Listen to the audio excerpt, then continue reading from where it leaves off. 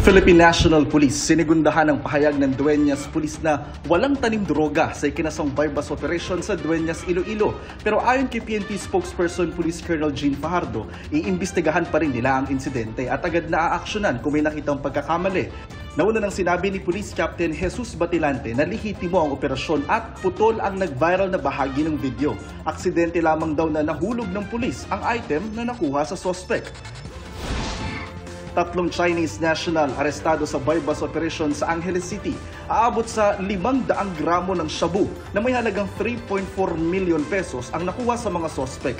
Bukod sa illegal na droga, nakuha rin sa kanila ang iba't ibang uri ng mobile phones, 2 susi ng kotse at ang marked money na ginamit ng poster buyer. Maharap ang mga suspect sa reklamong paglabag sa Republic Act 9165 o Comprehensive Dangerous Drugs Act of 2002. Proposed national budget para sa 2025 na isusumite sa Kongreso, aprobado na ni Pangulong Marcos. Ayon sa Department of Budget and Management, 6.352 trillion pesos ang proposed budget.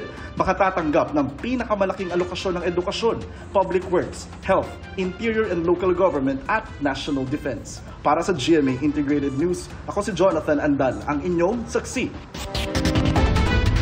Sinakmal ng aso sa mukha ang isang bata sa Calasiao, Pangasinan. Naglalaro lang ang bata nang atakihin ng aso. Saksi si Russell Simorio ng GMA Regional TV. Trauma ang inabot ng 4 na taong gulang na bata matapos sumanong sakmali ng aso ang kanyang mukha sa Barangay Longos, Calasiao, Pangasinan. Kwento ng kanyang lola, naglalaro ang kanyang apo sa gilid ng kalsada nang bigla siyang atakihin ng aso. Nagtagtabuhan ng mga bata dyan, tapos dumay yung aso. Yung wab, sabi niya. Dito niya na sa mata. Buti rin hindi nabulag eh. Ito pa yung gas-gas niya. Pinaturukan na ng anti-rabies vaccine ang biktima na sinagot ng may-ari ng aso. Ayon sa Center for Health Development Region 1, mahalagang makumpleto ang bakuna kontra rabies sa mga biktima ng animal bite. Ang rabies po kasi, kapag tumama po yan sa isang tao at nagkaroon po ng sintomas, 100% fatal po iyan. Hinigpitan na ng Barangay Longos ang pagpapatupad ng Aso Mo Itali Mo Ordinance. Nagkalat sa barangay ang mga karatula na naglalaman ng paunawa, gayon din ang multang babayaran ng mga lalabag. Alam naman natin sir kung ang tao pag nakakagat, makakadisgrasya sa tao yun, pwede pang ikamatay, kaya tayo po'y nag-strictly implementin po yung Aso Mo Itali Mo sir. Para sa GMA Integrated News, ako si Russell Simorio ng GMA Regional TV, ang inyong saksi. Nalapnos ang dibdib at siya ng 2 taong gulang na lalaki sa Malasiki, Pangasinan. Yan ay matapos aksidente siyang mabuhusan ng mainit na kape na tinimpla ng kanyang ina. Hindi daw niya namalaya na inabot ito ng bata at nabuhos na sa kanya ang kape. Ipinakonsulto na sa doktor ang bata at niresetahan na rin ng gamot, pero hirap ang pamilya na tustusan ito. Ayon naman sa DOH Region 1, kapag hindi agad napagamot na maayos ang bata, ay pwede itong mauwi sa sepsis. Nagkasundo ang China at Pilipinas na pahupain ang tensyon sa West Philippine Sea. Kabilang po yan sa pinag-usapan sa Bilateral Consultation Mechanism o BCM ng dalawang bansa. Kapayapaan din ang panawagan ni Pope Francis ayon sa pinakamataas na diplomatic official ng Vatican na narito ngayon sa Pilipinas. Saksi si JP Soriano.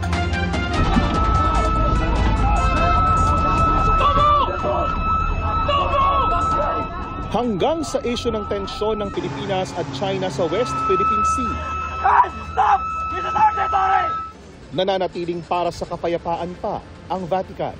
Pero may binigyang diin ito sa unang pagkakataon na pagkasalita sa issue sa pamamagitan ng pinakamataas itong diplomatic official na si Archbishop Paul R. Gallagher na nasa Pilipinas ngayon.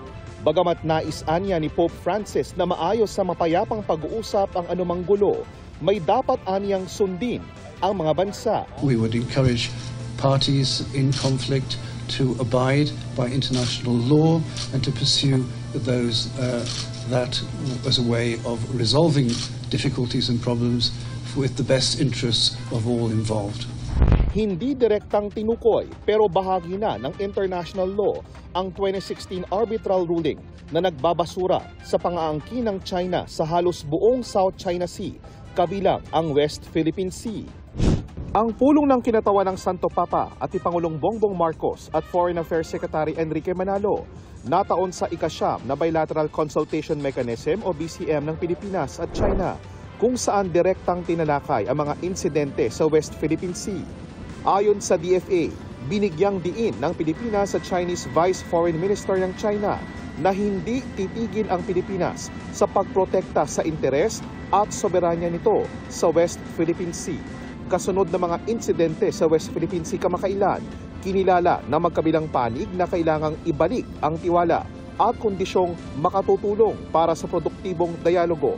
Kasama sa mga pinag-usapan ang Ayungin Shoal. Nangako ang dalawang bansa na pahuhupain ang tensyon at ipagpapatuloy ang pag-uusap. Pinag-usapan din ang posibleng forum sa Marine Scientific and Technological Cooperation at pagdaraos ng ika-10 BCM sa China.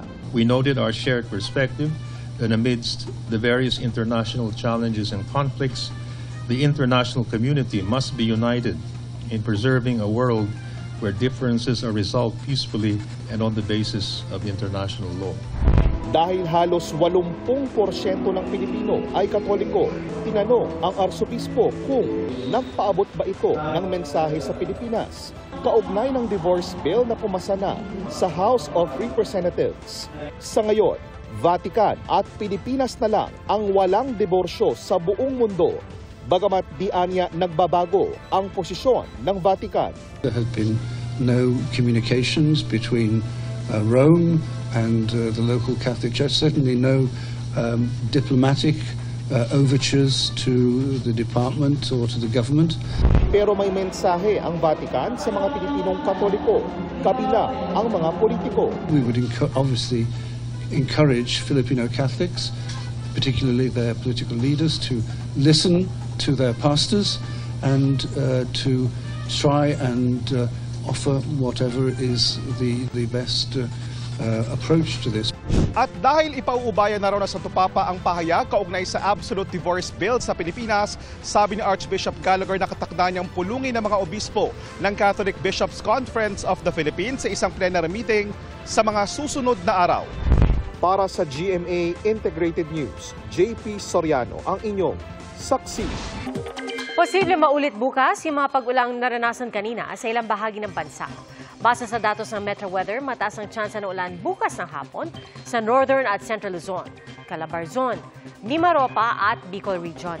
Gayun din sa Western at Central Visayas, pati ang halos buong Mindanao. May matitinding ulan na posibleng magpabaha o magdulot ng landslide. Maaaring magpatuloy ang pag-ulan sa ilang lugar hanggang gabi, kaya doble ingat po mga kapuso. Gaya po kanina, may tsansa ulit ng thunderstorms sa Metro Manila.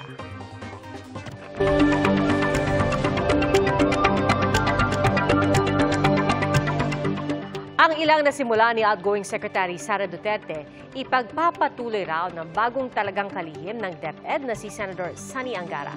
Ang mga dapat niyang pagtuunan ng pansin, pinusuhan ni Marie Zumali sa Barangay Saksi Online. Mula sa Senado patungo sa kagawaran ng edukasyon, si Senador Juan Edgardo Sonny Angara ang napiling papalit sa nagbitiw na DepEd Secretary na si Vice President Sara Duterte. Kabilang sa mga utos ni Pangulong Bongbong Marcos, pataasin ang international standing ng Pilipinas sa Program for International Student Assessment o PISA, pati ang pagpapabuti sa pagtuturo ng kasaysayan sa mga estudyante. Yung hindi nakapokus masyado lang sa memorization, pero hindi sa pag-uunawa o pag-iintindi sa mga nangyari talaga, kung bakit nangyari yun, at yung making history interesting for our young people. Dahil ang pag-upo ni Senador Angara bilang bagong kalihim ng DepEd ngayong buwan ay nataon naman sa muling pagbubukas ng klase, ito raw ang isa sa unang bibigyan niya ng prioridad sa simula ng kanyang panunungkulan. Sa panayam ng GMA Integrated News, sinabi ni Angara na nakikipag-ugnayan na siya sa kampo ni outgoing Education Secretary Duterte para sa maayos na turnover sa kagawaran. Ipagpapatuloy daw ni Angara ang nasimulang review ng BISE para sa streamlining ng curriculum. Nire-review rin ngayon ng DepEd ang K-12 program o Enhanced Basic Education Act, kung saan isa sa mga may akda si Angara. We'll continue whatever review was started Pero may batas kasi yan, Maris. No? So, at the end of the day, ang masusunod dyan ay ang Kongreso. Kung ano ang policy direction as the highest policy setting body, we'll have to follow whatever the law dictates. Kaugnay naman sa kontrobersyang hinarap noon ni Vice President Sara dahil sa paghingi niya ng confidential funds para sa DepEd.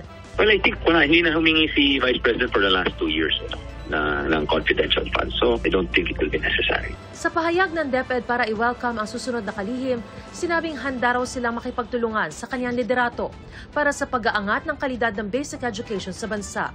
Inilatag naman ng dalawang grupo ng mga guro kung ano ang tingin nilang dapat maging prioridad ng kalihim, kabilang ang para sa mga guro.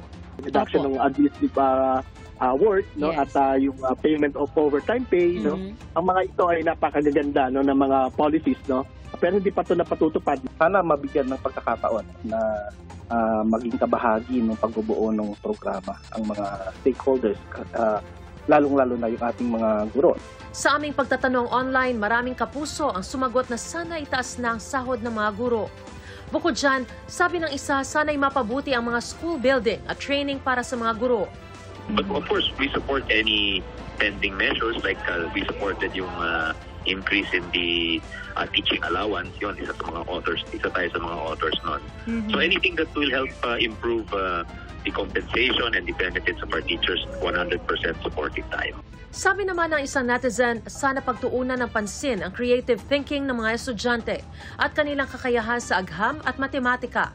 Dalawa naman ang humiling sa pagpaparami ng scholarships at iba pang oportunidad para patuloy na makapag-aral ang mga mahihira. At may humiling na sana'y patigil ang pagbablog ng mga guro tuwing oras ng klase. Tungkol naman sa hiling ng mga pribadong eskwelahan sa taas singil na matrikula, may costs talaga dyan. Ako naman, however, the department can help our schools, whether public or private, kasi yan ang mandato natin sa ilalim ng saligang batas. There is complementarity and we're constitutionally mandated to support the schools irrespective of whether they are public or private. para sa GMA Integrated News, Mariz Umali ang inyong saksi. Mga kapuso, sama-sama tayong maging saksi. Mag-subscribe sa GMA Integrated News sa YouTube at para sa mga kapuso abroad, samahan niyo kami sa GMA Pinoy TV at sa www.gmanews.tv.